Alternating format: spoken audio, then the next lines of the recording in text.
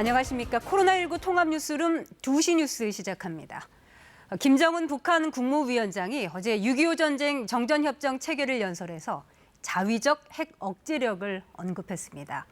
코로나19 상황에서도 대규모 노병대회를 열고 핵 억제력으로 안전과 미래를 담보하겠다며 이 땅에 다시 전쟁은 없을 것이라고 밝혔습니다. 윤보미 기자입니다.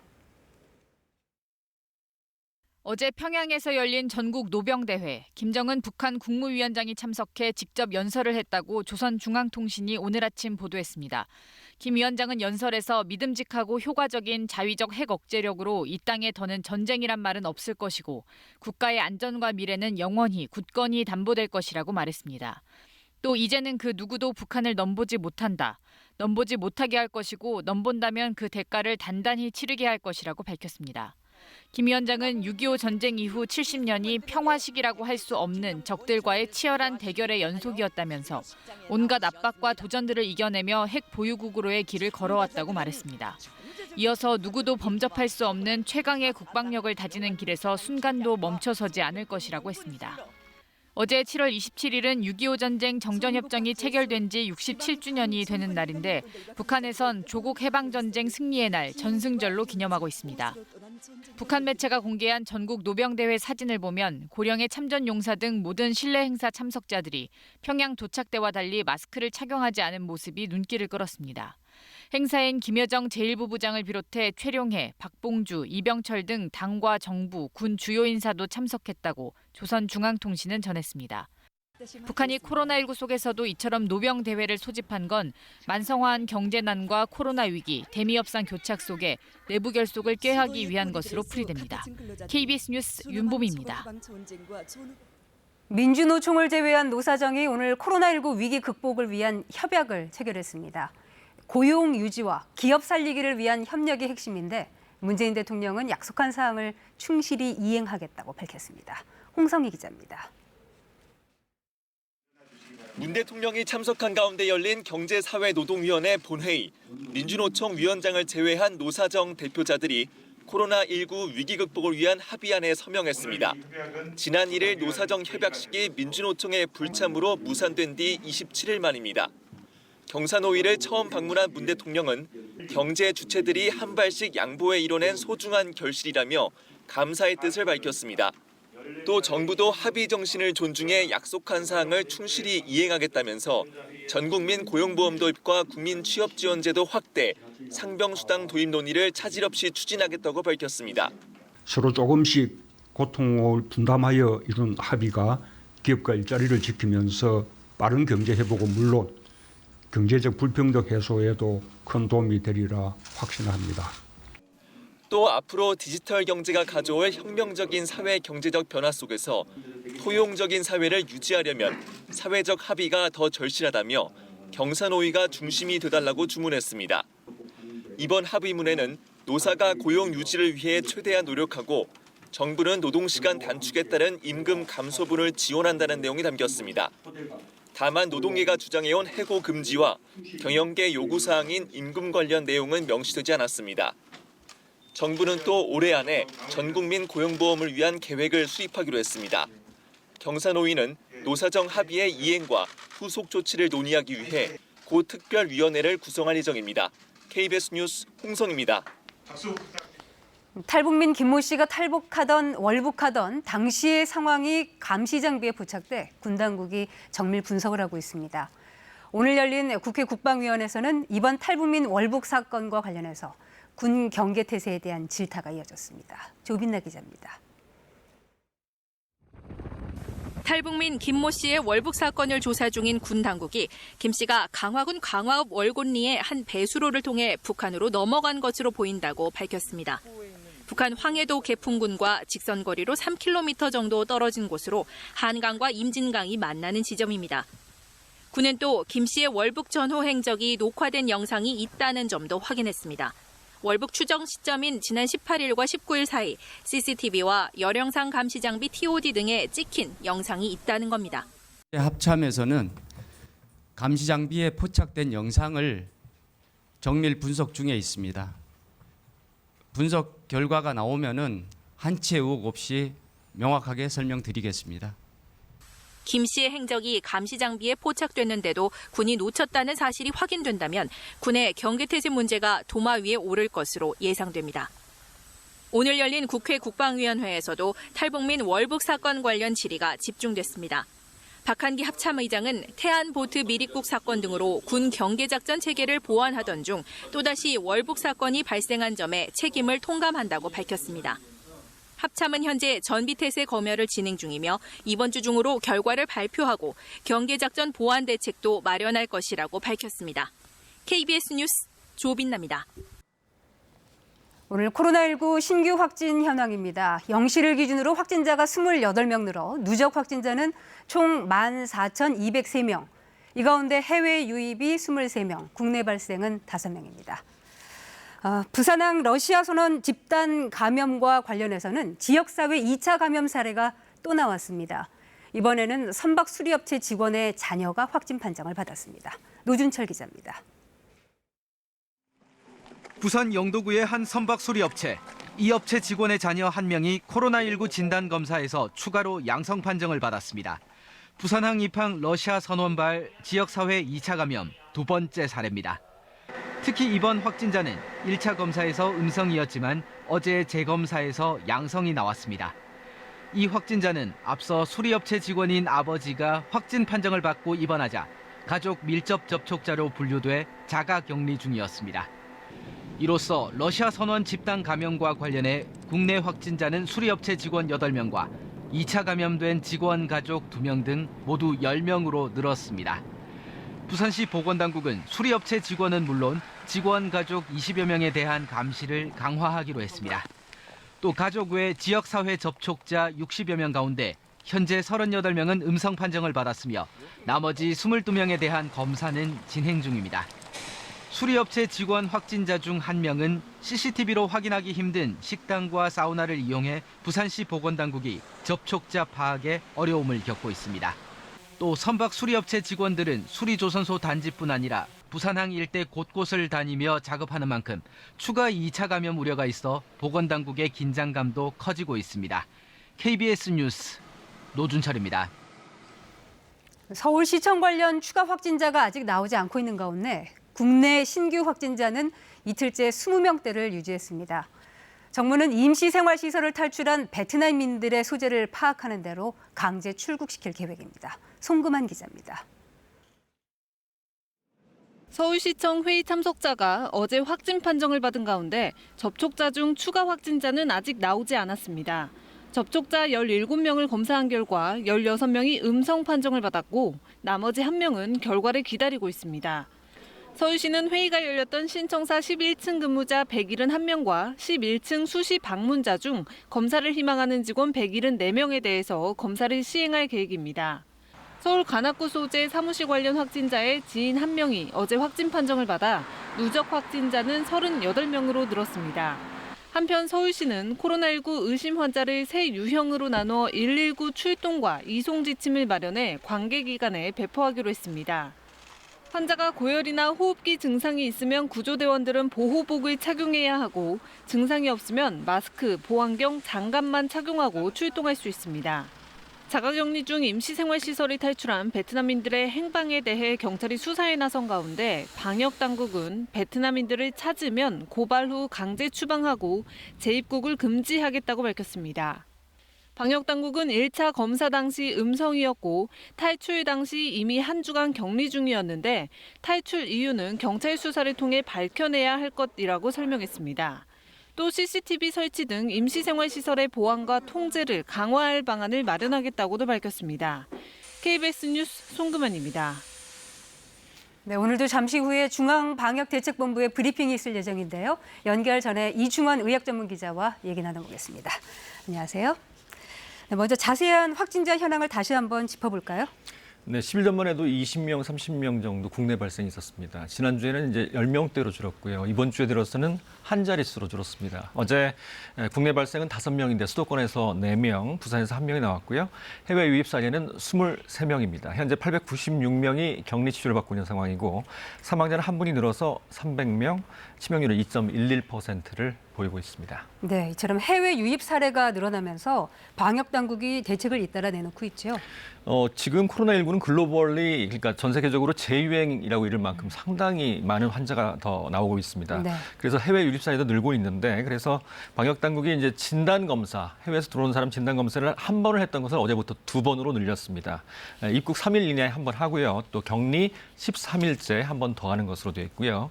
또 방역 강화 대상 국가가 현재 6개인데 러시아에서 이제 선원들이 자꾸 이제 지금 러시아도 환자들 많이 나오고 있어서 방역 강화 대상 국가로 넣는 것을 지금 검토 중입니다. 네.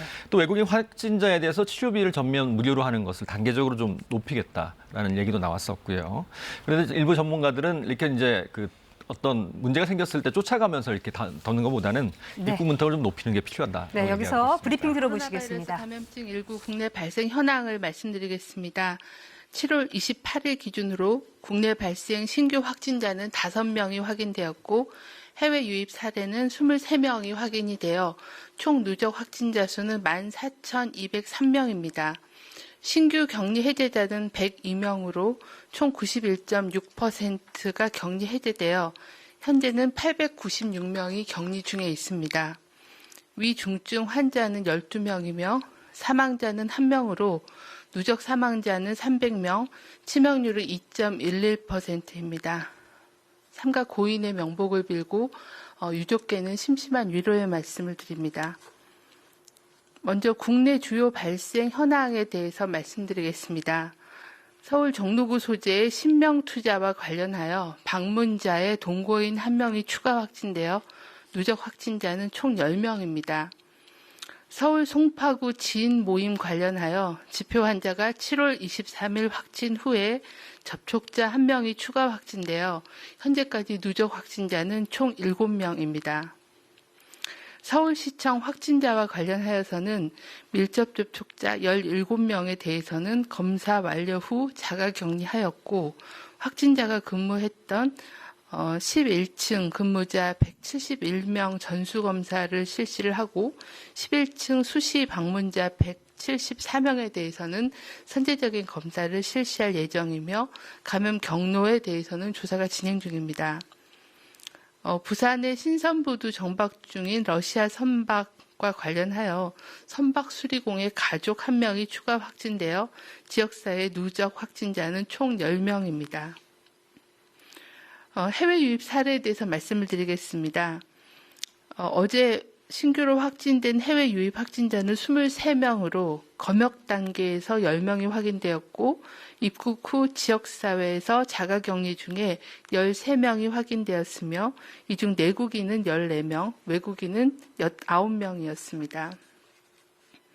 중앙방역대책본부는 금주부터 방학이 시작됨에 따라 3에서 18세 아동의 확진자 현황을 분석하고 안전한 방학을 보내기 위한 방역수칙 준수를 당부드립니다.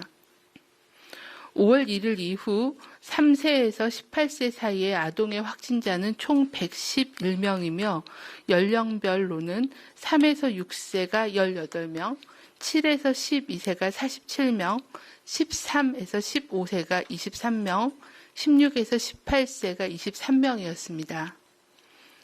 주요 감염 경로는 가족 간의 전파가 67명, 60%로 가장 높았습니다. 다음으로는 학원 및 학습지, 가외 등에서 18명, 16.2%였으며 PC방, 노래방, 종교시설, 식당 등의 다중이용시설에서 감염된 경우가 9명 순이었습니다. 학교 내 전파로 추정되는 사례는 1건이 보고되었습니다. 방학 기간에는 학원에 있는 시간이 늘고 PC방, 노래방 등 다중이용시설 이용이 증가하여 방역 사각지대가 발생할 우려가 있습니다. 코로나19를 예방하고 건강하고 안전한 방학을 보낼 수 있도록 반드시 실천해야 할 3가지 수칙과 반드시 피해야 할 3가지 수칙 준수를 당부를 드립니다. 반드시 실천해야 할 3가지 수칙은 대중교통을 이용하거나 학원 등 실내에서는 마스크를 꼭 착용하기, 마스크를 착용할 때는 코와 입을 완전히 가리고 마스크 표면은 손으로 만지지 않고 마스크 착용 전후에는 손을 씻는 게 필요합니다. 두 번째는 손소독제를 이용하거나 흐르는 물에 비누로 30초 이상 자주 손 씻기, 사람 간 거리는 2m 이상 유지하기 등입니다. 반드시 피해야 할 세 가지 수칙은 열이 나거나 기침 등 몸이 아프면 외출하지 않기, PC방, 노래방 등 밀폐, 밀집, 밀접한 장소는 방문하지 않기, 씻지 않은 손으로 눈, 코, 입 만지지 않기입니다. 일반 국민들께서도 코로나19 유행은 밀폐, 밀집, 밀접된 시설에서는 모두 발생 가능하므로 유흥시설, 노래연습장, PC방 등 다중이용 시설 방문을 자제해 주시고 일상에서도 마스크 착용, 손 씻기, 2m 거리 두기 등 방역 수칙을 항상 실천해 주실 것을 당부드립니다. 전 세계적으로 코로나19 유행이 미국, 남미, 인도, 남아공 등을 중심으로 지속적으로 확산되고 있습니다. 환자 발생이 감소하였던 유럽 지역도 경제 활동을 재개하고 여름 휴가 등으로 방역 조치가 완화되면서 스페인, 프랑스 등에서 환자 발생이 다시 증가하고 있습니다. 그동안 코로나 유행을 잘 통제해왔던 베트남, 홍콩, 중국에서도 지역 감염이 발생하여 유행 지역 봉쇄 등의 조치를 강화하고 있습니다. 전 세계 모든 국가가 일상과 방역의 균형점을 찾기 위한 노력을 지속하고 있습니다. 우리나라도 해외 유입과 국내 감염이라는 이중고를 겪고 있습니다. 어제 오늘 국내 감염이 약간 감소하여 다행이지만 방심은 절대 금물입니다. 지난 5월 초 황금 연휴 이후에 이태원 클럽에서 시작한 수도권 유행을 통제하는 데 2달 이상이 소요되었습니다. 많은 분들께서 불안 속에서 검사를 받으셔야 했고 자가격리를 하였으며 많은 직장과 학교가 폐쇄되었습니다. 국민들의 거리두기 실천과 보건의료인들의 노력으로 대규모 유행으로 이어지지 않고 통제를 하고 있는 상황입니다. 하지만 코로나19는 높은 전염력과 빠른 전파력으로 조금이라도 방심하면 조용한 전파를 통해 대규모 발생으로 이어질 수 있습니다. 이번 주부터 본격적으로 시작되는 여름 휴가와 방학으로 사람 간의 접촉과 활동이 많아져 코로나19 확산의 위험도 같이 높아지고 있습니다. 휴가철 방역 수칙을 준수하여 감염 규모를 줄여놓아야 의료진과 지자체의 방역 인력들이 의료체계, 방역 시스템을 재정비할 수가 있습니다. 코로나 유행 이후에 처음 맞는 여름 휴가와 방학은 나와 우리 가족의 건강을 위해 휴식과 안전 그리고 건강을 최우선적으로 챙길 수 있도록 방역수칙 준수를 당부드립니다. 코로나19는 밀폐, 밀접, 산밀 환경이라면 어김없이 전염력이 매우 높으니 유흥시설 등 산밀 환경을 피해 주시고 마스크 착용, 손 씻기를 생활화, 습관화해 주실 것을 거듭 당부드립니다. 네, 지금부터 기자님들 질문에 답변 드리는 시간 갖겠습니다. 중앙방역대책본부 정은경 본부장 브리핑 들으셨습니다. 다시 이충원 의학전문기자와 얘기 이어가도록 하겠습니다. 오늘 브리핑 내용을 먼저 정리해 볼까요?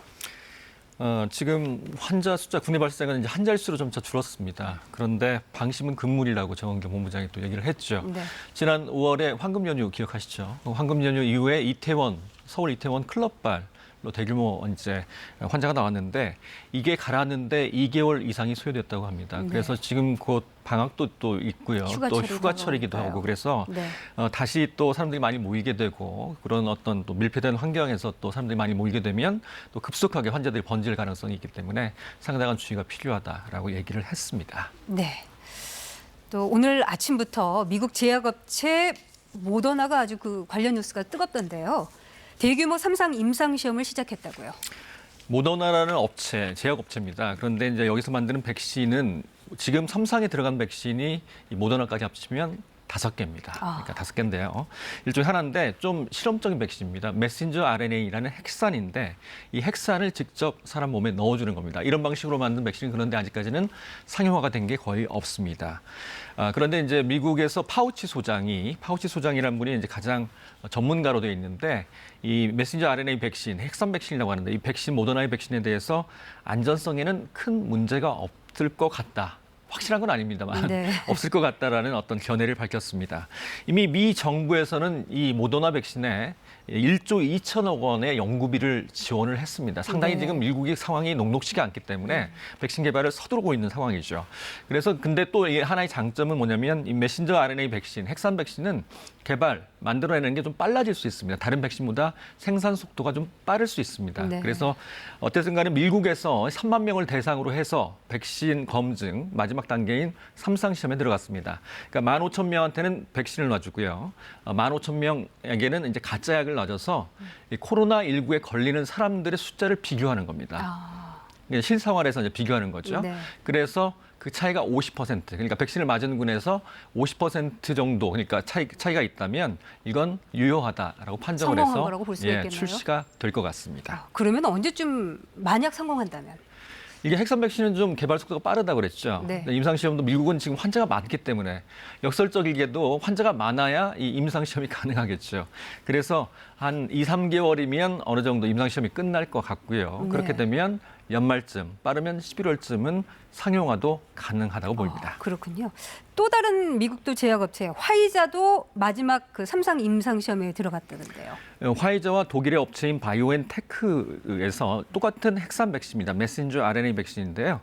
이것도 같은 날 3상 임상시험에 돌입을 했습니다. 네. 이거는 특이하게도 미국 정부에서 아예 입도 선매를 했습니다. 백신이 개발되면 그걸 전부 사겠다는 계약을 체결했는데 2조 3천억 원어치의 백신을 개발이 된다면 사기로, 그러니까 구매하기로 이미 계약이 체결되어 있는 상황입니다. 네. 미국과 현재 또 브라질, 남미에서 또 환자가 많이 나오고 있죠. 독일 등에서도 환자가 나오고 있기 때문에 이 화이자 백신은 미국, 브라질, 독일 등에서 임상시험이 지금 3상 시험이 시작이 되는 것 같습니다. 네. 아까 5개가 있다고 하셨죠? 3상 임상시험에 돌입한 네. 그런 백신들. 또 어떤 것들이 있을까요? 이 백신이라는 것은 그러니까 그 코로나19는 어떻게 이루어져 있냐면 안에 RNA가 있습니다. 그 유전 물질이 있고요. 이걸 둘러싸고 있는 단백질이 있습니다. 단백질에 돌기가 있는데 우리 몸의 면역세포가 이 단백질 돌기를 인식을 해서 항체를 만들어내는 겁니다. 그렇다면 이 단백질 돌기가 있으면 항체가 생길 수가 있겠죠. 3가지 방식이 있습니다. 지금 말씀드린 핵산 방식이 있고요. 앞서 말씀드린 모더나하고 화이자라는 제약회사에서 3상 임상시험에 들어간 방식이 그겁니다. 그런데 그건 직접 주입하는 걸로. 그렇죠. 네. 아직까지는 상용화된 적이 없다고 말씀드렸기 때문에 장기적인 안전성에 대해서는 약간의 의문이 있습니다. 네. 효과도 아직은 미지수입니다. 임상시험이 끝나봐야 알겠죠. 네.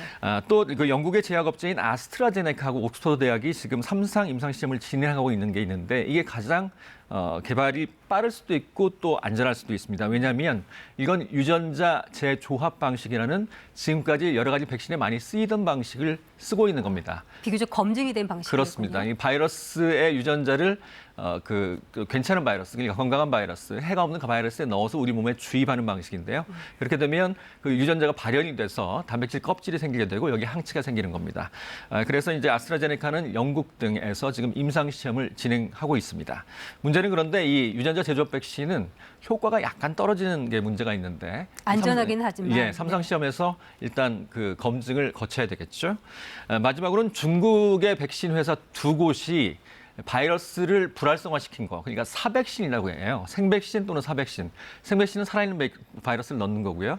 사백신은 죽어있는 바이러스를 넣는 건데 이런 방식입니다. 사백신 방식으로 지금 임상시험을 진행하고 있는데 네. 중국은 지금 환자가 없기 때문에 임상시험을 진행할 수 없죠. 어디로 갔냐?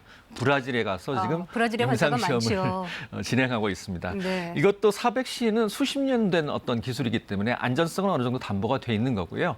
효과도 어느 정도 있을 것 같습니다. 전통적인 방식이긴 하지만 이것도 기대가 되는 방식입니다. 네, 부디 안전하고 검증된 확실한 그리고 빠른 방법으로 백신이 좀 나왔으면 좋겠네요. 아까 말씀하신 모든 그 후보 물질들이 임상시험 방식은 다 똑같습니까?